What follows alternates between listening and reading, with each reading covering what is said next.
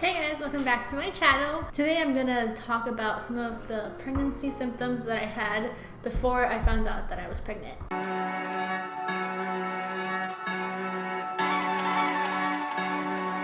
I want to talk about this because I didn't want to take a pregnancy test, before my first missed period, because I didn't want to waste a test and I didn't want to take it and then it'd be negative and be kind of pointless. So I was looking up symptoms before I missed my period because, as Quincy and I stated in that one video, we were starting to try to get pregnant. So I was trying to see if maybe what I was feeling was pregnancy symptoms. I made a list during that time of the symptoms that I was feeling back then, and then I'm going to talk about them. First, I wanted to say a disclaimer. These are just symptoms that I had. There's obviously other symptoms that other people might have felt, and doesn't just because I felt something doesn't mean that other people will feel it or anything like that. You might not feel anything. You might feel completely normal, and that's fine. I mean, obviously at the beginning of pregnancy, you don't really have many different symptoms. When you first find out, you kind of feel normal. But the first thing that I noticed was that my boobs were really were swelling. It almost felt like when you're getting your period and your boobs kind of get a little bit bigger. A lot of the symptoms could be confused with period symptoms, so it was very confusing. But one of them was my boobs were getting a little bit bigger and tender. So they were not the boob itself, but the nipple area was tender to touch. I sometimes get that when I'm going to get my period, but the sensation was a little bit harsher, and it would hurt more than it usually does. Another thing that I noticed was I was getting very tired. So and I still, honestly, I think this is something that lasts throughout the whole pregnancy because I'm still pretty exhausted. I've always had pretty low energy levels. I'm not really someone that's super energetic or bouncing off the walls, but I did work a job that required me to have a lot of energy, and I was able to do the job and be fine. But then the quarantine started and all of that, and during the first couple of weeks of quarantine, I think my energy was normal. I just couldn't go anywhere, so I was just in bed all day, but I had normal energy levels.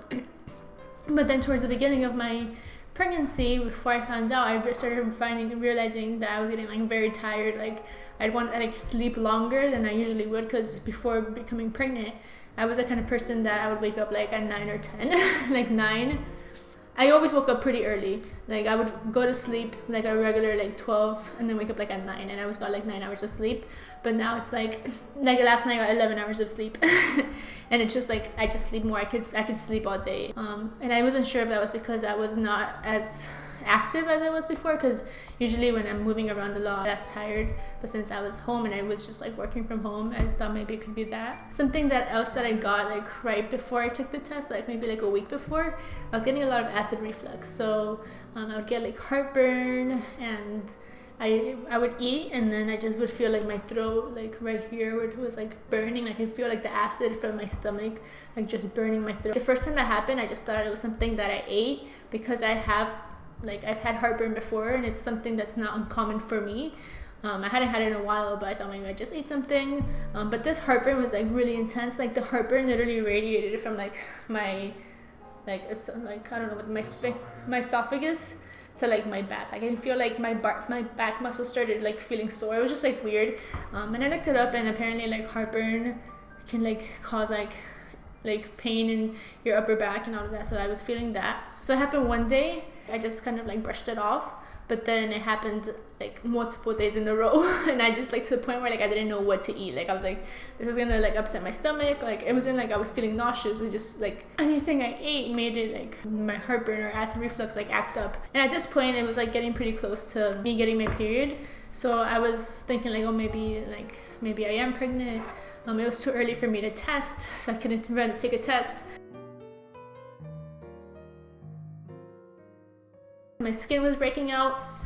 That's something that carried on throughout so far. My skin has just been not cooperating. It's been dry. It's been breaking out in pimples.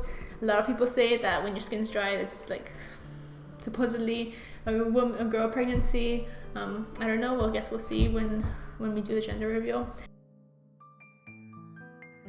I do break out before my period usually, but I think this time it was just more breakouts than usual. I also wrote down that skin was getting really dry, and my skin at this point is the driest it's ever been. Like before I got pregnant, I would exfoliate my face once a week, and then my skin would stay good throughout the whole week, and then I would exfoliate at the end of the week again, and it was fine. But now I have to literally exfoliate like every other day almost.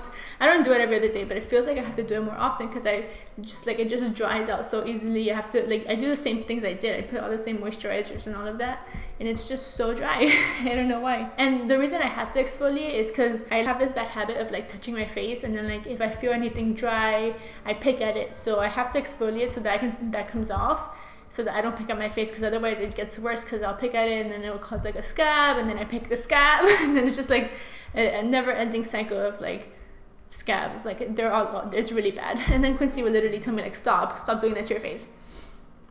And then one of the last symptoms I felt was cramping. So the cramping I felt, it was similar to period cramping, but it wasn't like, it was weird because I from what I remember, the cramping wasn't like a constant cramp. So with like period cramps, like I guess you feel the cramping and it just like stays there for like a period of time, and then it goes away like after, you know, a couple, like maybe like an hour or whatever, however long your period cramps last, or like all day for some people. But for me it was like, I felt like cramping and then it lasts like a couple minutes and then go away.